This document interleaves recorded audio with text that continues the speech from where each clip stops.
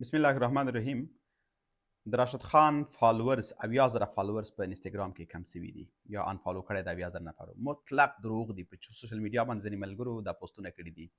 اصلا د راشد خان یو فالوورز هم نه دی کم سوی بلکې زیات سوي دي. هر چا چې دا پروپاګاندا جوړه کړې ده، هر چا د دروغ پر کړي، مطلق دروغ دي. اصلا د افغانستان او بالخصوص د کرکټ مینوال بیا د راشد مینوال په دې اړه تشویش نه کوي. هیڅ یو فالوورز یې نه دی کم سوی. وروسته له هغې دا کمپاین شروع کړه کله چې د راشد خان په دوهم واده باندې غوغا جوړه شوه. په هر حال هغه باندې موږ خبره نه کوو. ما د راشد خان د ملاتړ لپاره جملې جوړې کړي دي او زه غواړم چې هر ملګری په دې کمپاین کې راسره برخه اخلي. زه تاسو سره دغه جملې په کومنټ کې شریکوم. فیسبوک ملګرو سره هم په کومنټ کې شریکوم، د ټیک ټاک ملګرو سره هم په کومنټ کې شریکوم. تاسو کولی شئ دې جملې نه یو جمله انتخاب کړئ، بیا هغه جمله ووایئ، البته ښې ووایئ چې تصویر هم پاک راسي. ما ته یې راولېږئ. ښه رالیږئ به څنګه؟ زما انسټاګرام ته ولاړ شئ. زما د ټیک ټاک بایو کې زما انسټاګرام دی، کولی شئ هلته ما ته مسیج وکړئ، خپله ویډیو راولېږئ.